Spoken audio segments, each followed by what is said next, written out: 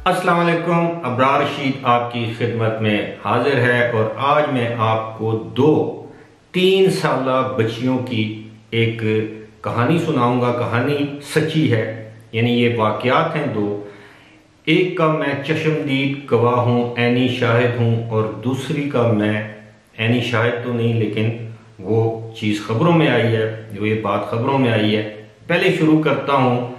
Dubai की एक 3 साला बच्ची जो कि अपने वालिदैन से बिछड़ गई और 50 दिन के बाद वो अपने वालिदैन को मिली।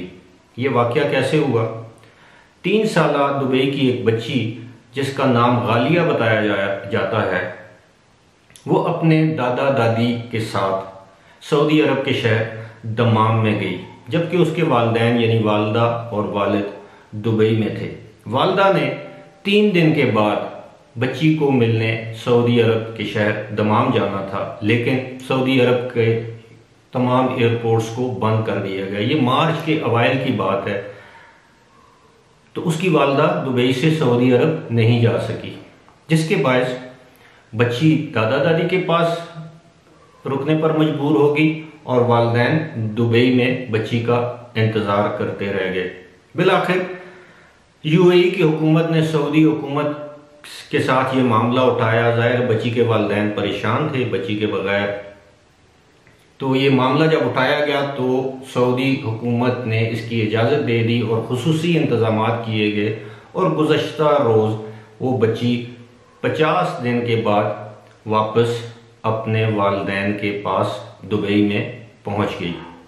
अब एक और बच्ची जिसको मैं कल मिला, और वो बच्ची एक 3 साला बच्ची एक बैंक के बाहर, मेरे शहर में बैंक के बाहर उसको मैंने देखा। वो 3 साल की बच्ची भीख मांग रही थी, और उस बच्ची की वीडियो आप बैकग्राउंड में देख रहे होंगे। मैंने उस बच्ची से उसका नाम पूछा कि तुम्हारा नाम क्या है। उसने बताया कि मेरा नाम साबरा है। मैंने कहा यहाँ पे क्या कर रही हो, तुम्हारी माँ किधर है, अम्मा किधर है? कहती है कि मेरी अम्मा इधर नहीं है, वो मुझे छोड़कर चली गई है। ये 30 सेकंड या 30 सेकंड की वीडियो है।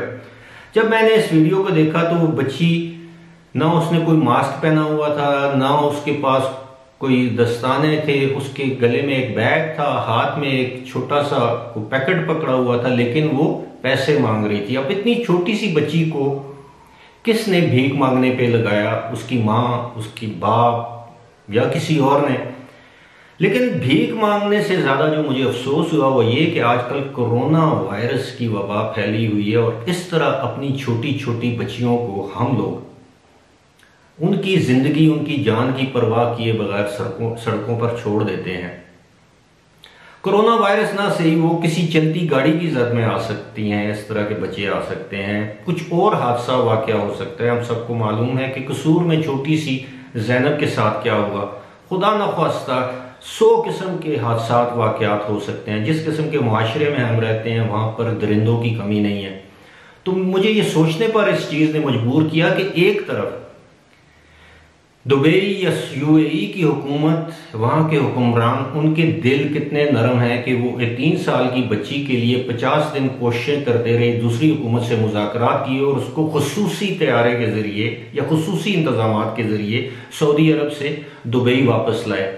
एक तरफ हमारा मुआशरा है, हमारे हुक्मरान हैं, हमारे सियासतदान हैं, जो कि इस बात को यकीनी नहीं बना सकते कि अगर लॉकडाउन है तो उसमें बग़ैर वालिदैन के, बग़ैर किसी अपने बड़े के, एक 3 साल की बच्ची एक बैंक के बाहर सड़क के किनारे भीख मांग रही है। इस बात ने मुझे तो सोचने पर मजबूर किया। यकीनन ये बात आपको भी सोचने पर मजबूर करेगी बहसीयत एक वालिद या वालिदैन, चचा, मामू, भाई। ये किसी की तो बच्ची थी।